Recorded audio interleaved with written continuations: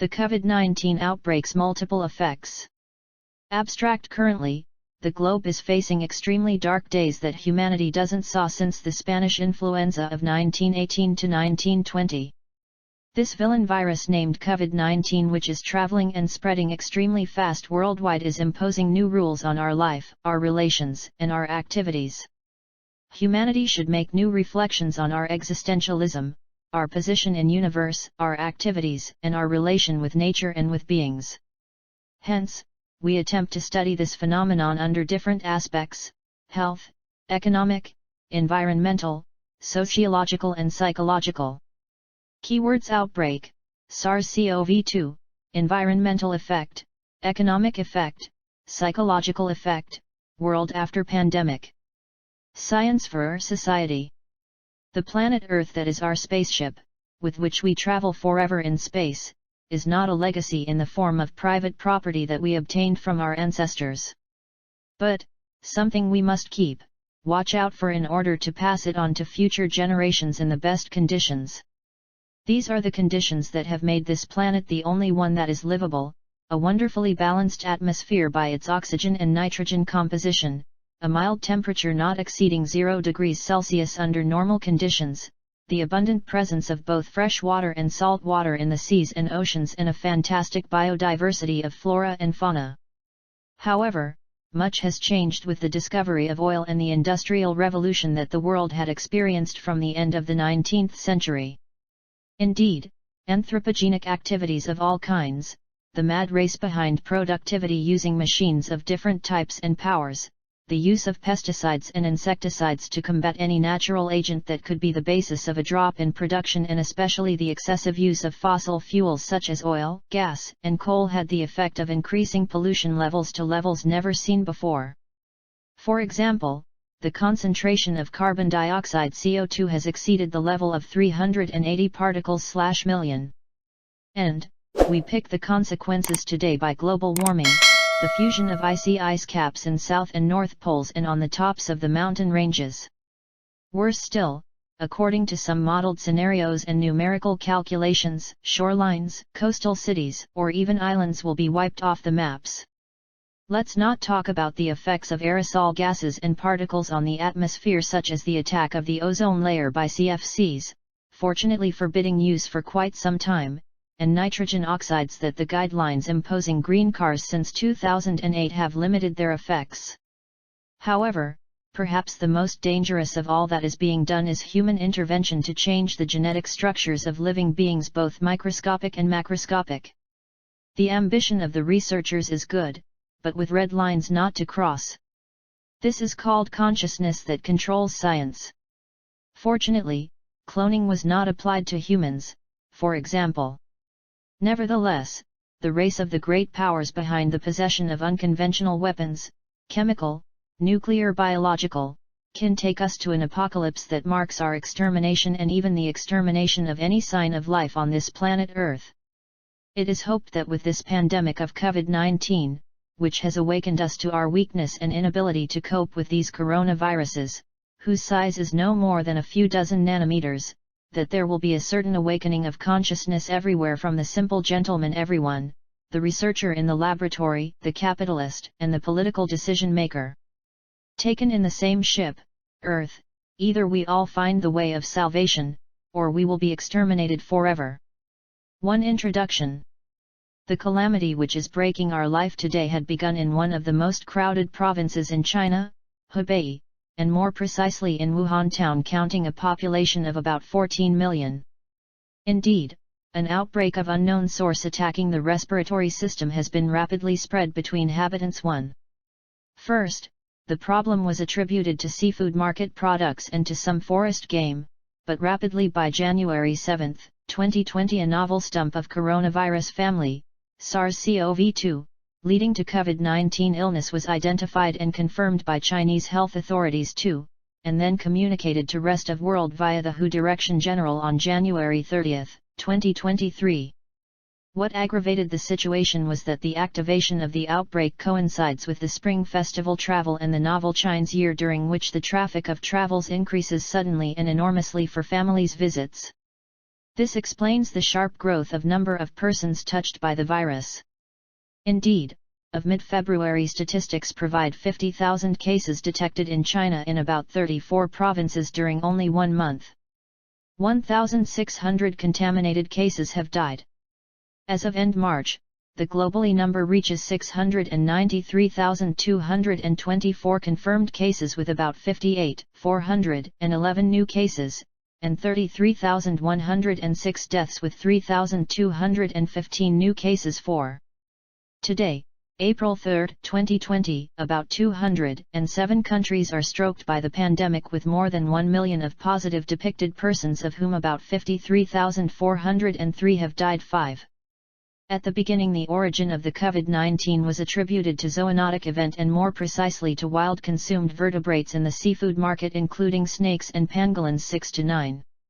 Later, a virological study proves a relationship between SARS-CoV-2 and bats via the RNA sequence of virus genetic, amino acid sequencing of the capsid proteins and fatty acid composing the lipid envelope of COVID-19. 9, 10. From a day to another we know better on the virus thanks to deployed efforts by specialists of many laboratories worldwide. Indeed, it is found that the rate of transmission RT is the greatest never known before. It is much higher than that of SARS, MERS, Ebola, Spanish influenza, and seasonal influenza 11. Also, it was reported that the rate of disease transmission from a person with symptomatic infection depends on location and infection control interventions. 11. Indeed, according to the WHO China report, this rate of transmission of secondary COVID-19 ranges from 1 to 5% among tens of thousands of narrow contacts of confirmed patients in China. 12. In USA, the symptomatic secondary contamination rate was estimated to 0.45%, with 95% confidence interval, on the basis of 445 close contacts related to 10 COVID-19 plus patients. 13. In the same study, it was reported that the rate of symptomatic secondary attack reached 10.5% with a CI of 95% among household members. 13. In addition, and more precisely in Singapore, a study including 157 locally acquired COVID-19 plus cases was carried out. It was revealed that the transmission rate during the incubation period reached 6.4% when the exposures occurred 1 to 3 days prior to symptom development. 14. However, fear against this tragic outbreak can come if SARS-CoV-2 would present mutation in function of time from a patient to another and when traveling from a continent to another. Indeed, according to Joe et al. 15, the SARS-CoV-2 shared 79.5% sequence similarity with SARS-CoV. Also, it was proven that SARS-CoV-2 penetrates the hosting cell using angiotensin-converting enzyme 2, which is the same as SARS-CoV. Moreover, Zhu et al. 16 isolated the virus SARS-CoV-2 and described its specific cytopathic effects and morphology. They affirmed that SARS-CoV-2 is probably the 7th member of coronavirus's family infecting humans. It is growing in primary airway epithelial cells than in standard tissue culture cells. 16. However, the outbreak could reach a very dangerous level if SARS-CoV-2 could use other enzymes for entering our cells, because in this case our immunity, which is a complex of body responses against all sorts of pathogens, i.e. viruses, bacteria, fungi, protozoa, will be inefficient to build a strategy of specific defense mechanisms such as action of lymphocytes and the production of specific antibodies. Being convinced of the gravity of such outbreak threatening our existence, it will be useful to trace a roadmap which can help us to continue our life with its different aspects. In this sense, it will be interesting to discover the advantages due to this outbreak in this critical period.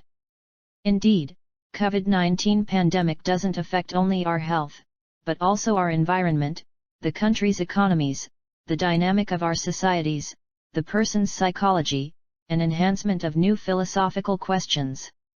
It provides an excellent opportunity to improve our knowledge in multi-fields such as biology, epidemiology, chemistry, medicine.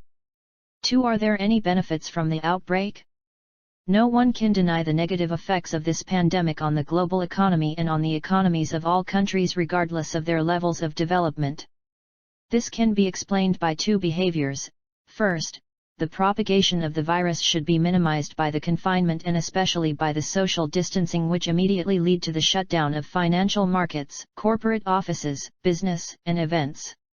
Second, the dramatically rate at which the virus was spreading, and the uncertainty with which navigate deciders in majority of countries because of how bad the situation could be, led humans to safety in consumption and investment among consumers, investors, and international trade partners. 1718.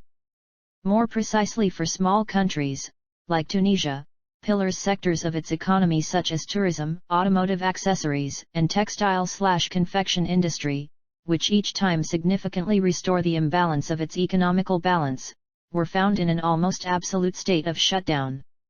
This situation yields to an immediate rise in the unemployment rate. However, this part of negative balance sheet shouldn't hide a positive one.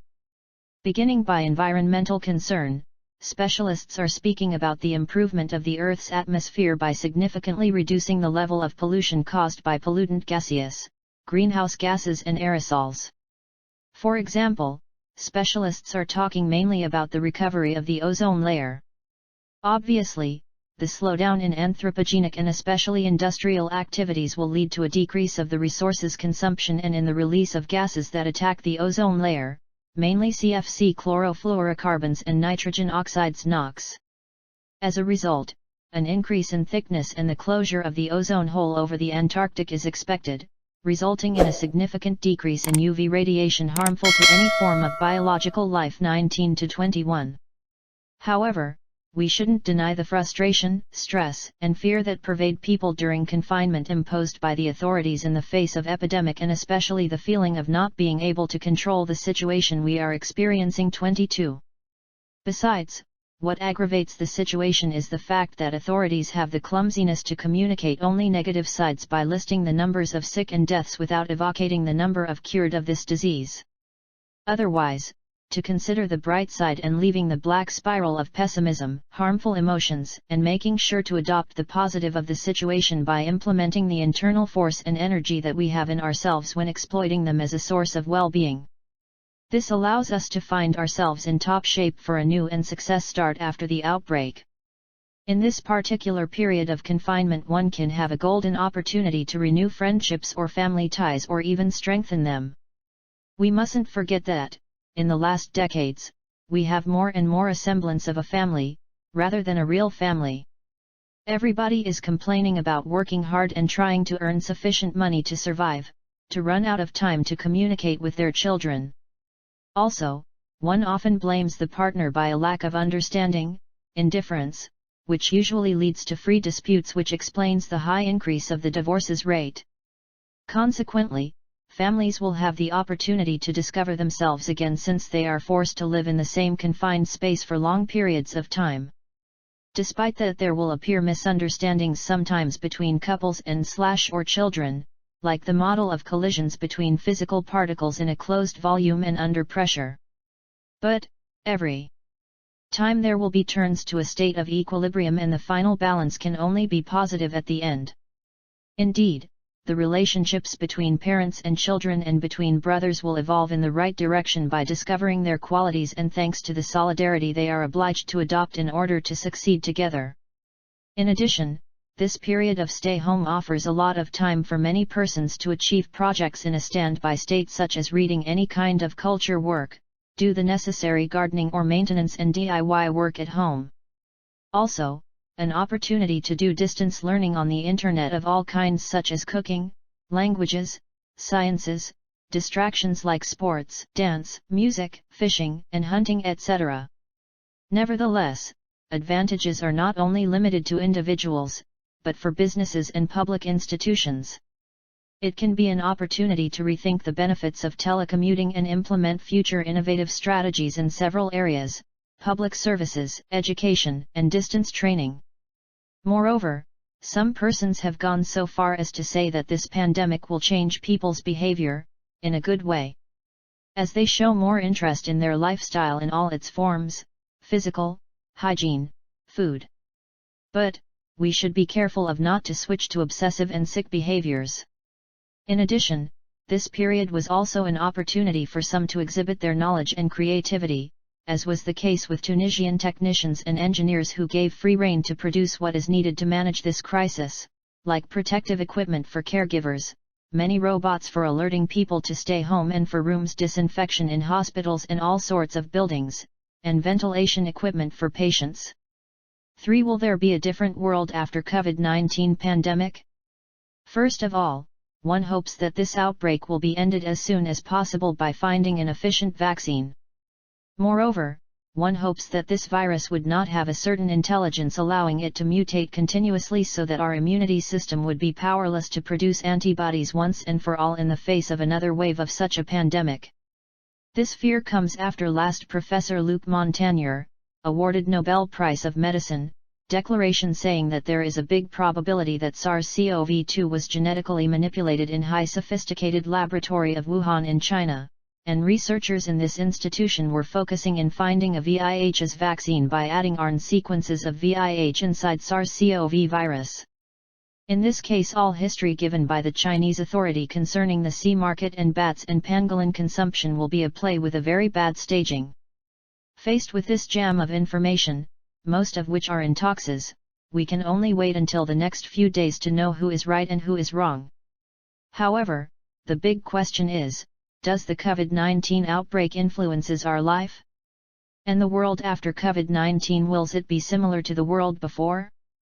On political scale, this outbreak has shown the limits of neoliberalism on economic, health and social policies. Indeed, after the proliferation of this doctrine stated by Milton Friedman and Friedrich Hayek, since 1970, 24 countries worldwide have chosen the market economy and stopped what we called providence state. Hence, budgets allowed to education, health, and transport sectors decreased enormously against expense of military and other expenses, giving the maneuvering wheel to the giant multinationals becoming even more powerful than the states.